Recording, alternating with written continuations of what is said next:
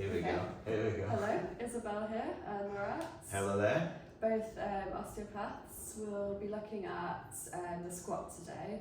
So it's a really great movement. Everyone needs to learn how to squat. So we'll be looking how to do the perfect squat and having a look at some mistakes, some common things that people do wrong with squats. Yeah, exactly. So I think like two main mistakes people do, in my experience, people not really land and like rooted their foot well. When they move backwards and forward, they just move your toes up. And then the second thing is move their knees forward. Bend from the knees too much. Okay. Yeah. Cool. Yeah. So would you like to do on me? Okay. Yeah? Okay, cool. So let's leave there. That's all good.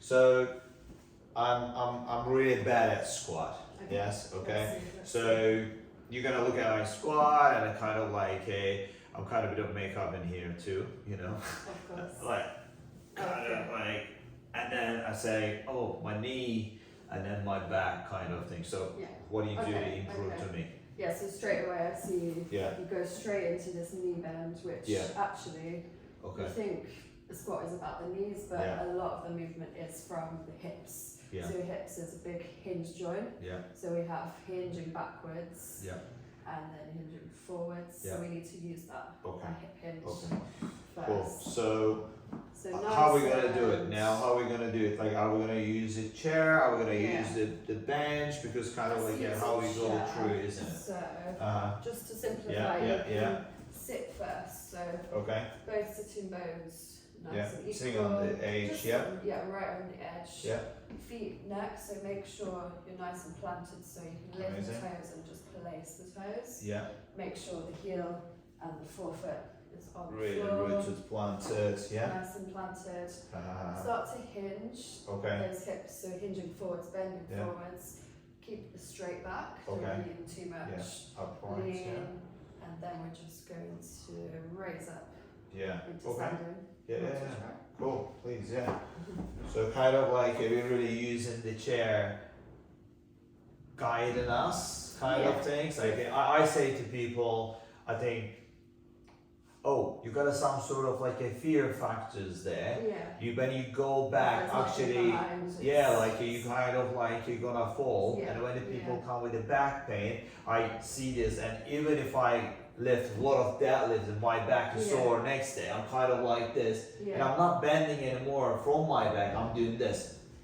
People are scared of moving but actually it's and if you don't move the junction of your lower back and the body's saying, alright, just don't use it, and then it's getting like stiff and then like you're gonna like a frozen back, like a rock solid robotic body. Okay, so I am sitting down. So just right on the edge. Yeah, right on the edge. Okay. Then feet are really planted. Okay. And then start to bend your body forward. Okay, so bend body forward. Hinge. Okay, probably about here. Yeah. And now you're going to stand up. Imagine I'm pulling straight which is through. really difficult. Like when I'm concerned, people like get in there, just forward back, but leaning forward and then just tight and then there. And then we come here. And then what I see with the people do that, boom, isn't it? Like, they go boom because kind of like they go power up and then go here. So we're just gonna probably come next. Okay, so I'm just gonna go back and then again, and not missing the chair, and then going up, plants really well. And sometimes maybe like a bit of I say, alright, let's go a bit of momentum to kick in, momentum. And then if you're just starting with this. And then kind of like leads back. Sometimes people checking there, obviously chairs there. Right now, and then goes back. So I think we're talking about people not planting the feet, they move in or the big toe. And then the knees can sort of wobble and goes in. Everything comes from the feet. And I think, as you said, everything comes from the feet. If you just like thinking about, you know, you're like a really kind of like a big tree with the root. If the root is not going down, and then with the ease of storm, you're just gonna go. So, that's a nice way of looking at and it. also as an osteopath, what I know and what I'm realizing a lot more everyday basis, big toes, you know, or kind of what like the first metatarsals kind of, you know, arranging in here is a lot of connection with that muscles, isn't it? And one of them coming here and it goes up there. I see that a lot. And then proprioceptive kind of like stuff. Okay, that's good. I think if the people land it well, rest of the things I think with the time will correct it. Yeah. Takes practice. But Yeah. Cool. So okay, I got used to this. Now I'm just kind of going into what you recommend, like how many. So I'm just really, what do you say, like you said, enter. I'm not really into squat, but what do you recommend to start with? So do it every day. Practice it. Maybe 10 repetitions back to back. Have a little break if you need it. Okay. But it should be a good challenge. Yeah. Cool. Okay. So I done for 1 week, 2 weeks, and then I come back to you. Now I'm saying, Isabel, and then you just rechecking me, and then there is no more chain anymore, and I'm here now. Okay, I'm just still, is it they call novice squats, squatter, you know, and then I'm just going, okay, a bit more balance, and then up and down, and you say, is it okay? Is it okay? Is it good? Okay, cool. So where are you gonna take me from there? Where are you gonna take me? Because functionally, I'm not in the full range of movements. So so really, if everyone practices it, you can get all the way down to the floor. So we can practice, you know, nice control going back to that range of motion that you just used. And then you can allow the back to curl a little bit and just come to the floor. And then you can go all the way up from there. Really good.